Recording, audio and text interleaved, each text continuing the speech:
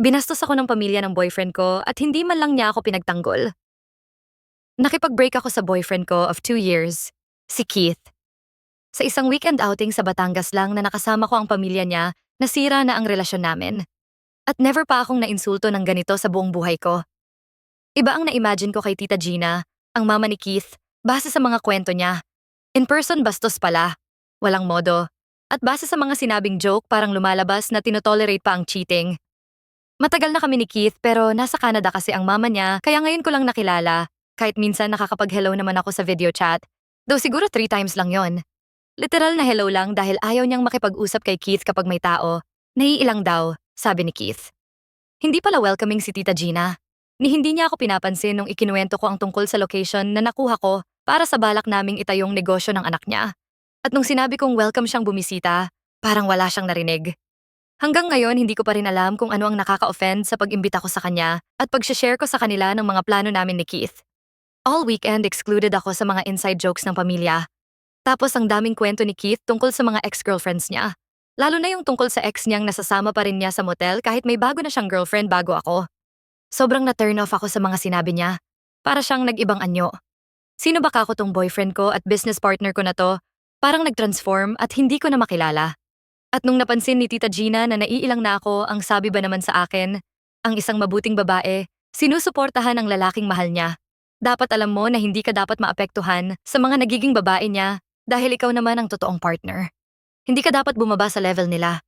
Sinabi niya to sa akin ng diretsahan. Nagulat talaga ako dahil parang wala sa lugar na nag-assume siya tungkol sa akin at mali rin ang sinabi niya. Sa inis ko, tinanong ko siya kung okay lang ba talaga sa kanya yung mag-cheat. Iniwan din kasi siya ng asawa niya at ipinagpalit sa iba. Nagpakasal pa nga ang ex niya dun sa babae habang siya naiwang walang pera. Sa mga kwento ni Keith sa akin noon, halatang hindi naka-move on si Tita Gina sa ex. Tapos gusto niyang maging submissive at understanding sa pambababae ang mapapangasawa ng anak niya? Alam ni Tita Gina kung gaano kasakit ang mapagtaksilan, kaya bakit niya ako pinagsasabihan kung paano maging mabuting babae. Isang kalokohan at hinding-hindi ko matatanggap, gaya ng hindi ko matatanggap yung parang hindi ako dapat magduda na gagawin din sa akin ni Keith lahat ng yon since nagawa na niya at proud na proud pa siya. Pero nag-backfire sa akin ang tanong ko kay Tita Gina. Pinagsisigawan nila akong lahat. Tinawag akong bastos at sinabihang may attitude daw ako. Na bagong salta lang ako sa pamilya pero parang reyna na ako umasta. Pati parents ko nilait na. Ano daw klaseng magulang ang nagpalaki sa tulad kong bastos sa matanda? Hindi naman ako ng bastos. Nagtanong lang ako at hindi din naman mataas ang tono ko. Pero lahat sila gigil na gigil sa akin. Ako raw ang walang modo, hindi naturuan ng magandang asal. Samantalang sila ang naninigaw sa akin at pati accommodation ko sa gabing yon sinumbat pa. Nilibre na nga lang daw ako, nang bastos pa ako. Hindi ko na hinintay na palayasin nila ako, umalis na ako. At si Keith? Ni hindi man lang siya kumibo. Wala siyang sinabing kahit ano para awatin ang mama niya. Doon mismo nakipag-break ako sa kanya. Ni hindi niya ako hinatid sa labas. Aminin ko nalungkot ako. Hindi ko naman kasi in-expect na babaliwalain niya ako.